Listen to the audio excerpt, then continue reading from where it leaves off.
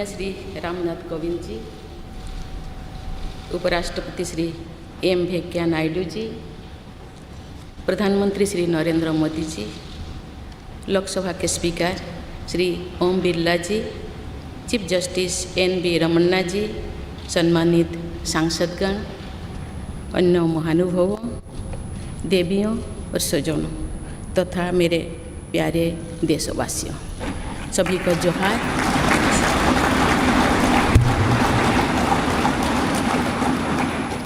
भारत के सर्वोच्च संवैधानिक पद पर निर्वाचित करने के लिए मैं सभी सांसदों और सभी विधानसभा सदस्यों का हार्दिक आभार व्यक्त करती हूँ। आपका मत देश के करोड़ों नागरिकों के विश्वास की अभिव्यक्ति है। मैं भारत के समस्त नागरिकों की आशा, आकांक्षा और अधिकारों की प्रतीक इस पवित्र संसद से सभी देशवासियों का पूरी विनम्रता से अभिनंदन करती हूँ।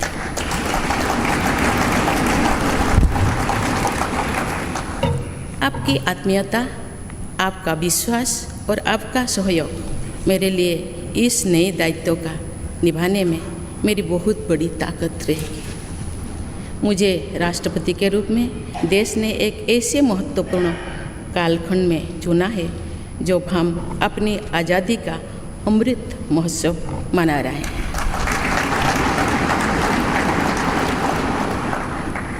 आज से कुछ दिन बाद ही देश अपनी स्वाधीनता के 75 वर्ष पूरी करेगा।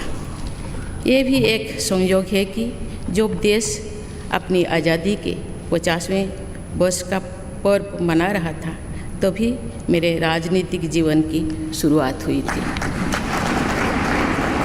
और आज आज़ादी के 75वें वर्ष में मुझे ये नया दायित्व मिला है। ऐसे ऐतिहासिक समय में जब भारत अगले 25 वर्षों के विजन को हासिल करने के लिए पूरी ऊर्जा से जुटा हुआ है, मुझे ये जिम्मेदारी मिलना मेरा बहुत बड़ा सौभाग्य है। मैं देश की ऐसी पहली राष्ट्रपति भी हूँ जिसका जन्म आज़ाद भारत में हुआ है। हमारे स्वाधीनता सेनानियों ने आज़ाद हिंदुस्तान के हम नागरिकों से जो अपेक्षाएं की थी उनकी पूर्ति के लिए इस अमृतकाल में हमें तेज गति से काम करना होगा। इन 25 वर्षों में अमृतकाल की सिद्धि का रास्ता 2 पटरी पर आगे बढ़ेगा, सबका प्रयास और सबका कर्तव्य। भारत के उज्जवल भविष्य की नई विकास यात्रा हमें सबके प्रयास से करनी है, कर्तव्य पथ पर चलते हुए करनी ही है। काल यानी 26 जुलाई को कारगिल विजय दिवस भी है। ये दिन भारत की सेनाओं के शौर्य और संयम दोनों का ही प्रतीक है।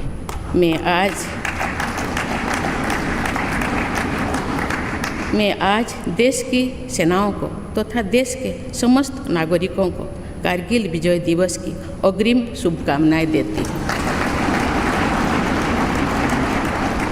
देवियों और स्वजनों, मैंने अपनी जीवन यात्रा पूर्वी भारत में ओडिशा के एक छोटे से आदिवासी गांव से शुरू की थी।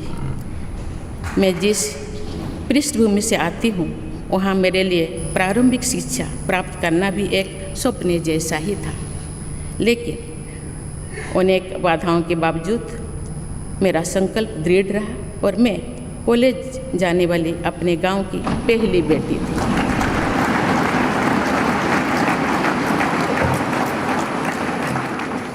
मैं जनजातीय समाज से हूँ और वार्ड काउंसिलर से लेकर भारत की राष्ट्रपति बनने तक का अवसर मुझे मिला है। ये लोकतंत्र की जननी भारतवर्ष की महानता है। ये हमारे लोकतंत्र की ही शक्ति है कि उसमें एक गरीब घर के पैदा होने बेटी, दूर सुदूर आदिवासी क्षेत्र में पैदा हुई बेटी भारत के सर्वोच्च संवैधानिक पद तक पहुंच सकते हैं। राष्ट्रपति के पद पहुंचना मेरी व्यक्तिगत उपलब्धि नहीं है, ये भारत की प्रत्येक गरीब की उपलब्धि है। मेरा निर्वाचन इस बात का सबूत है कि भारत में गरीब सपने भी देख सकता है और उन्हें पूरा भी कर सकता है।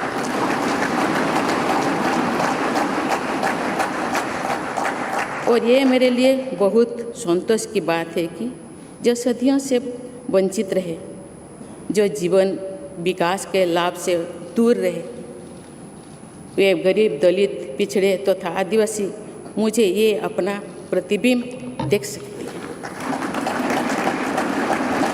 मेरे इस निर्वाचन में देश के गरीब व का आशीर्वाद शामिल है। देश की करोड़ों महिलाओं और बेटियों के सपनों और सामर्थ्य की झलक है। मेरे इस निर्वाचन में पुराने लीग से हटकर नए रास्ते पर चलने वाले भारत के आज के युवाओं का साहस भी शामिल है। ऐसे प्रगतिशील भारत का नेतृत्व करते हुए आज मैं खुद को गौरवान्वित महसूस कर रही हूँ। मैं आज समस्त देशवासियों को, विशेषकर भारत के युवाओं को तथा भारत की महिलाओं को ये विश्वास दिलाती हूँ कि इस पद पर कार्य करते हुए मेरे लिए उनके हित सर्वोपरि होंगे।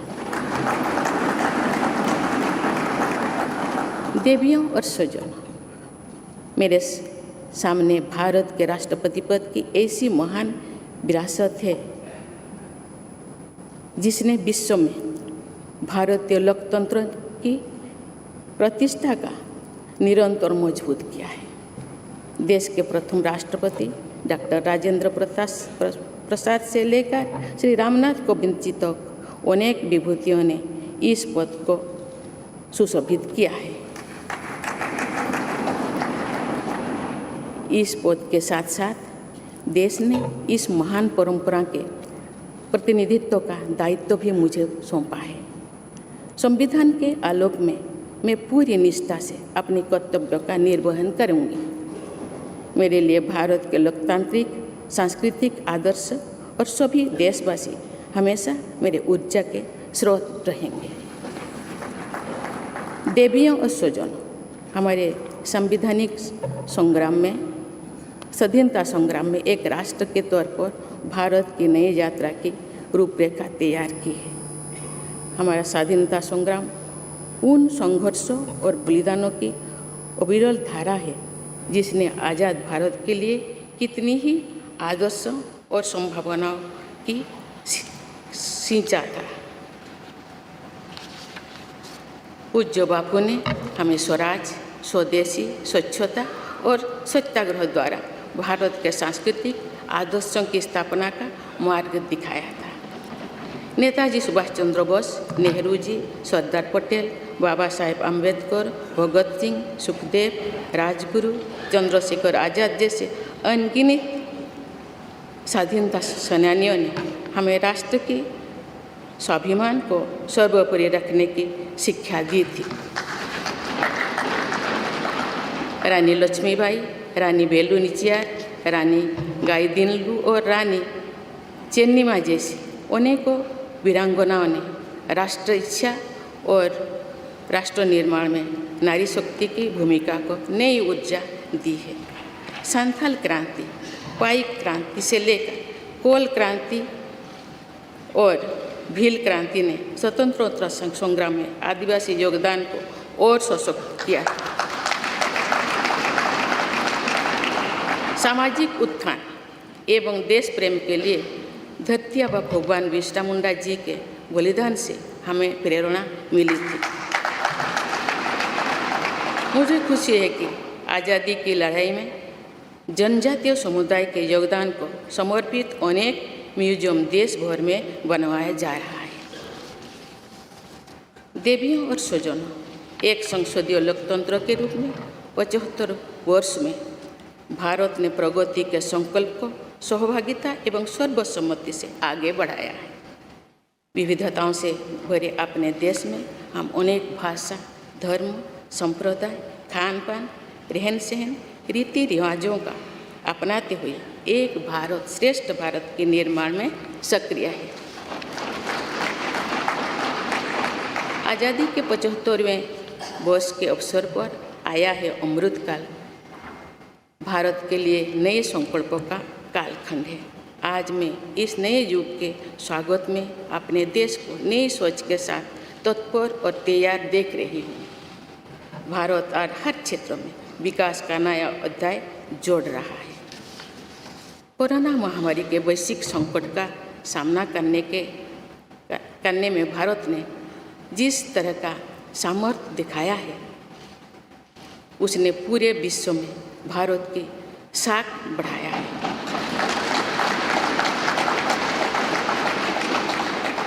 हम हिंदुस्तानियों ने अपने प्रयासों से न सिर्फ इस वैश्विक चुनौती का सामना किया, बल्कि दुनिया के सामने नए मापदंड भी स्थापित की। कुछ दिन पहले भारत ने कोरोना वैक्सीन की 200 करोड़ डोज लगाने का कीर्तिमान बनाया है। इस पूरी लड़ाई में भारत के लोगों ने जिस संयम, साहस और सहयोग का परिचय दिया, वो एक समाज के रूप में हमारी बढ़ती हुई शक्ति और संवेदनशीलता का प्रतीक है। भारत ने इन मुश्किल हालात में न केवल खुद को संभाला, बल्कि दुनिया की मदद भी की। कोरोना महामारी से बने माहौल में आज दुनिया भारत को नए विश्वास से देख रही है। दुनिया की आर्थिक स्थिरता के लिए, सप्लाई चेन की सुगमता के लिए और वैश्विक शांति के लिए दुनिया को भारत से बहुत उम्मीदें हैं।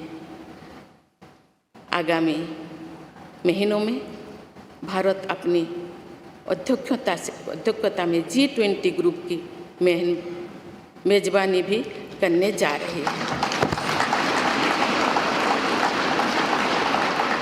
इसमें दुनिया के 20 बड़े देश भारत की अध्यक्षता में वैश्विक विषयों पर मंथन करेंगे।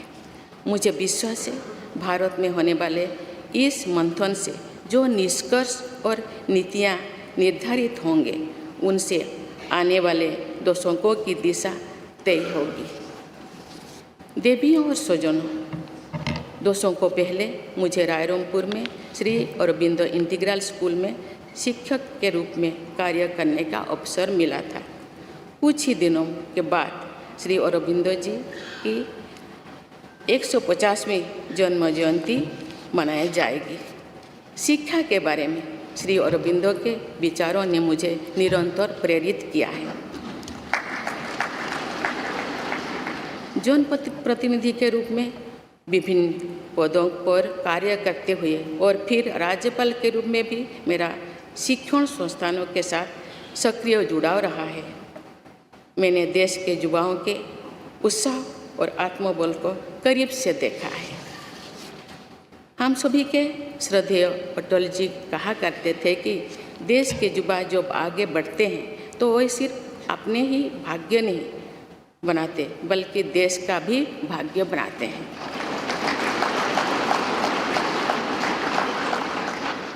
आज हम इसे सोच होते देख रहे हैं।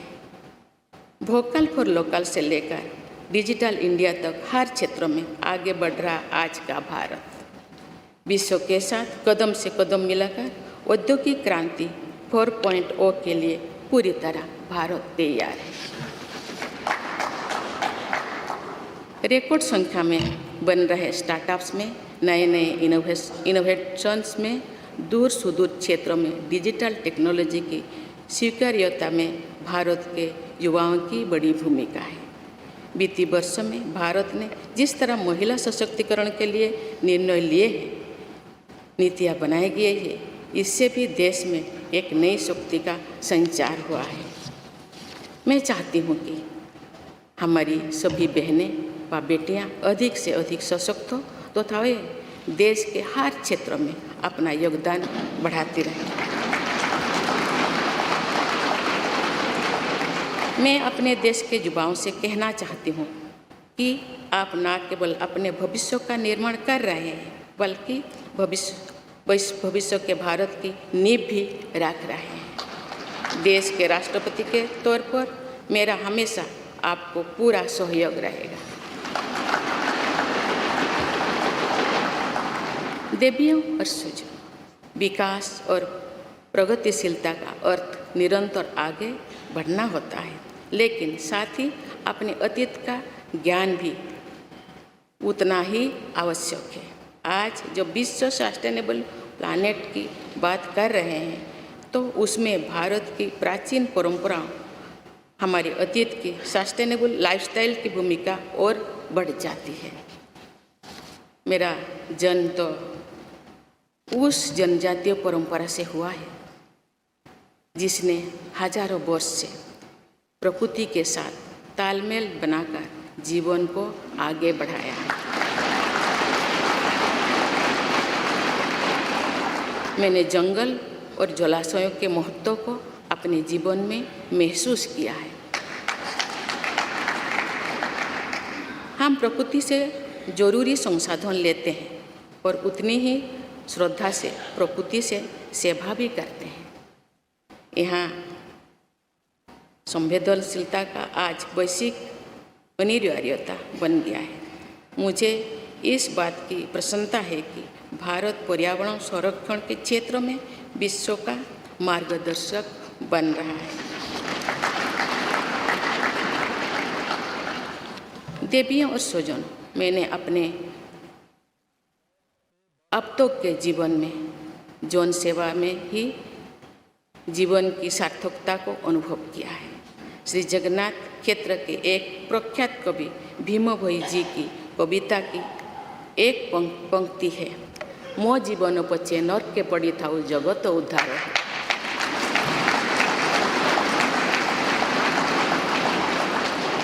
अर्थात अपने जीवन के हित और हित से बड़ा जगत कल्याण के लिए कार्य करना होता है।